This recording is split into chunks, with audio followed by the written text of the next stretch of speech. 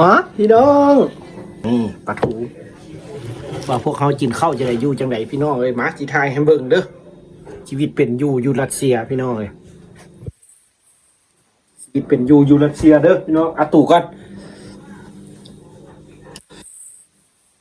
อยู่กันจะสิแหละเด้อพี่น้องเลยเนี่ยอยู่กันจะสิแหละนี่เขาสิกินข้าวนี่นะนี่ปิ้งปลาทูเมื่อวานนี่ของมักอีหลีพี่น้องเลยบ่ต้องกินอย่างหลายนี่ชีวิตต่างแดนปลาทูตัวเดียวมากินปลาทูพี่น้องเลยนี่แหละพี่น้องชีวิตอยู่รัสเซีย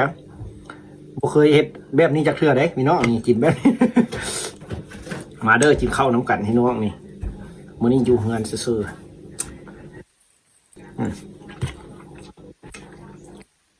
โรงเรียนพี่น้องเอ้ยหิวข้าวปลาทูนี่มักสุดๆ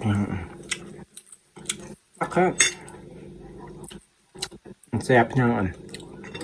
ขอบใจพี่น้องเด้อเฮาบ่ฮู้ว่าแม่นไผพี่น้องเอ้ยเพิ่นส่งแฮงใจให้เป็นเงินพี่น้องมื้อวานนี้เฮาไปซื้อเครื่องอยู่ห้านตู้อันที่เฮาไปซื้อซีนงัวนะพี่น้องซีนงัวซีนหมูเพิ่นส่งกำลังใจให้ของขวัญที่บอกพี่น้องมันก็บ่เคยเห็นได้ครับครั้งแรก15เหรียญ15เงินดอลลาร์พี่น้องเอ้ยเขาก็แคปไปอยู่เดี๋ยวสิส่งให้เบิ่งเดี๋ยวจะลงให้เบิ่งขอบใจเพิ่นพี่น้องเอ้ยเนี่ยเราก็บ่ฮู้ดอกเพิ่นแม่นไผล่ะเพิ่นก็บ่บอกอีกว่าเพิ่นแม่นไผเพิ่นหักส่งให้พี่น้องเพิ่นก็คือสิคือเห็นไว้บ่าอีต้นซาดบอกคือว่าจังไหนก็บ่ฮู้พี่น้องนี่ใส่ก็ ใส่อัวใส่กอกอบควันน้องแซ่บได้ของรัสเซียเลยก็ซื้อมากินเนี่ยถือว่าแซ่บได้พี่น้องใส่กอกอันนี้นะสำหรับเฮาเด้อแซ่บอยู่ใครเคยได้กินกับบุ้งพี่น้องกินปลาทูแล้วก็ใส่กอกจำเจียวเมื่อหน้าเสียเอาเจียวปลาแดกมากินให้เบิ่งฝากมาเมื่อนะ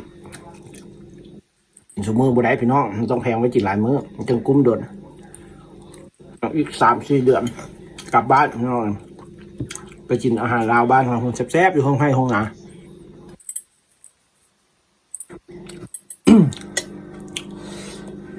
อยู่ร่วมกัน4-5 คนพี่น้องเลยผู้ใดมักยังกระแต้งกินซื้อมาปลาไว้สู้เย็นครับเวลาอยากกินยังกระจินผู้ใดว่าเขาเลิกเฮียนมาบ่เทื่อกัน หลายคนก็มักกินแนวตามโบสคือกันพี่น้องครับอยู่ร่วมกันสิอ่ะไปโรงเรียนไปพร้อมกันเมื่อว่าได้กินดีสุดแล้วได้นี่พี่น้องเลยปิ้งปลาทูนี่ปลาทูต้องให้กินขี้มันเห็นอย่างน้อยเคยเห็นป่ะตอนอย่างน้อยงัดขี้ปลาทูกันอย่างน้อยซื้อปลาทูตัว2,000อยู่บ้านเขา2,000ตัวละ1,000ทำจ้ะอายุหันน้อยน้ำบาน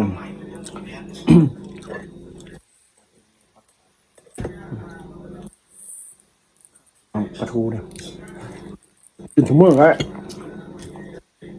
นี่แหละชีวิตเป็นยูเด้อพี่น้องเขาถ่ายเบิ้งเราเป็นคลิปแรกได้กินข้าว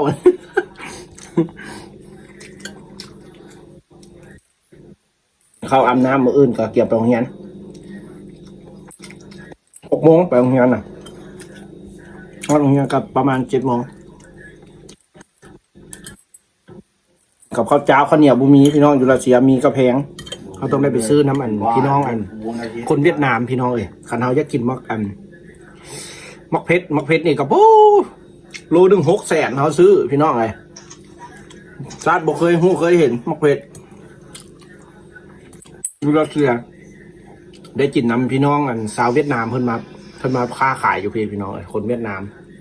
แล้วก็ว่างนึงก็ได้กินน้ำคนไทยเพิ่นก็มาเบียกอยู่นี่เพิ่นก็เมื่อบ้านของเพิ่นก็มาต้อนพี่น้องเพราะว่าพวกเพิ่นมาเบียกอยู่นี่คนไทยหังกับเพิ่นได้กลับบ้านปีละครั้งแล้วจะแบ่งกันกลับเพิ่นมาเบียกแบบเป็นบริษัทพี่น้องมีพี่น้องคนไทยเรื่องเมืองเพิ่นก็เคยมาลิ้นมาหัวนำพี่น้องคนหนึ่งอยู่จังหวัดเนี่ยก็ติดกับลาวฮอลแล้วแม่นสวรรค์เขตนะ2 เมกนะบ่แม่นจะประซัก2 เมกมาแม่นบ่ก็บ่เคยไปได้ทางใต้เพิ่นว่าติดกับ2 เมกเคยไปอยู่ครับ รวมกันข้าวกินน้ำพี่น้องเราคลิปแรกเด้อพี่น้องเอ้ยฝากเป็นกำลังใจเด้อชีวิตยูรัสเซียพี่น้องนักเงี้ยว่าเขาอันนี้กินซ้ำนี้กินดีแล้วนี่ดีกว่าคนอยู่ในโรงเรียนบ่เป็นดีกว่าคนอื่นหรอกดีกว่าหมู่อยู่ในโรงเรียนเพราะว่าเขาได้แต่งกินเองถ้าอยู่ในโรงเรียนบ่ได้แต่งพี่น้องเอ้ยเขาจะได้กินข้าวที่อยู่ในโรงเรียนเพิ่นเลี้ยงหันพี่น้องเพราะว่ายูรัสเซียเพิ่นก็เลี้ยงข้าวทั้ง3คาบพี่น้องแล้วแม่นอาหารเพิ่นกินแล้วแม่นข้าวจี้บ่มีข้าวเดี๋ยวนี้ ข้าวจี้แล้วก็เป็นเนยแล้วก็ปักแต่งส้ม แล้วก็นมส้มมีครบพี่น้องหักเขากับผู้ใดกินได้ก็ดีผู้ใดยังกินไม่ได้กันเอากลับมาอยู่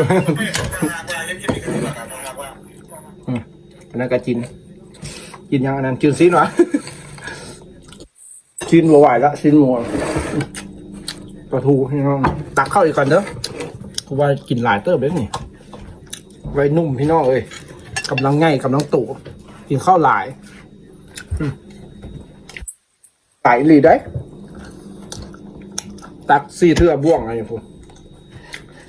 เอาถุง1 8 กิโลนึงกินได้2 คาบเบิดเป็นไงจังตู่พี่น้อง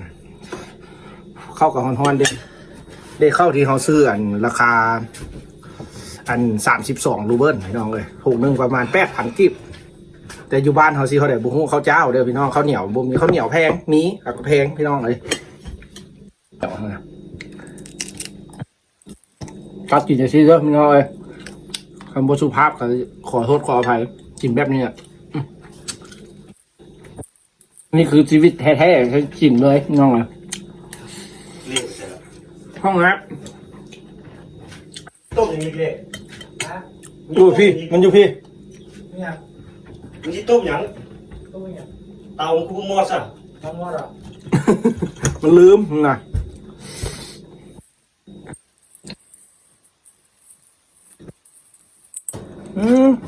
กล้าครับใส่เกาะนะกินเกาะเหรอปลาทูพี่น้องเลยมักเอลีได้ปลาทูนี่นะปลาคนซีนพวกนี้เนี่ยน้องให้มักละมันเอากระบุมีอย่างเด้อพี่น้องเอ้ยครอบมือครอบใจที่พี่น้องที่มารับชมชีวิตยูรัสเซียพี่น้องเลยครับมีแต่ถ้าเอากระถ่ายคลิปแต่ชีวิตประจำวันแต่ละมื้อพี่น้องเพราะว่าถ้าจะเป็นวันเสาร์วันอาทิตย์เราจึงสามารถไปถ่ายอยู่ในเมืองหรือว่าไปย่างลิ้นย่างเที่ยวหรือว่าไปตลาดเราจึงสามารถถ่ายได้พี่น้องอันนี้ละแมนเขาลงเฮียนมามันก็ค่ำกับมือโซมาเตงยูโคจินแล้วเขาก็ซ้ำได้ไปวงเฮียนอีกแต่ก็สีไทยมื้อนี้สีไทยกินข้าวพี่น้องเพราะว่ามีคนมาเม้นว่า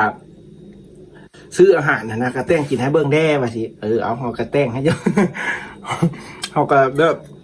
มันบนละเอียดฮะพี่น้องเดี๋ยวสิว่ามันยุ่มมันยะเขาก็บุ้งหูเพราะว่ากำลังมือใหม่คือว่าอันนี้เป็นชีวิตจริงเขาก็ถ่ายเบิ้งเลยซะว่าชีวิตอยู่รัสเซียพี่น้องเลย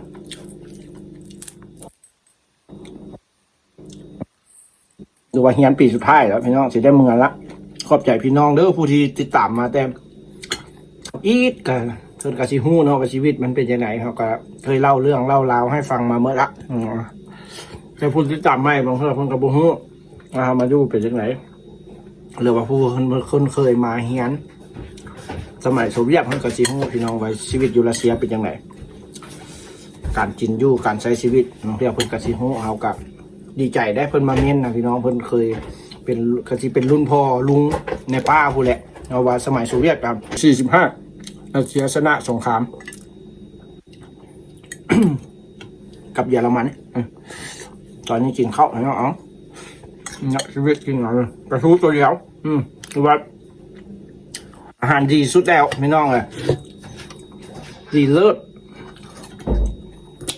คำนั้นอยู่บ้านก็สุดยอดเยี่ยมกว่าได้กินกล้วยไปซิว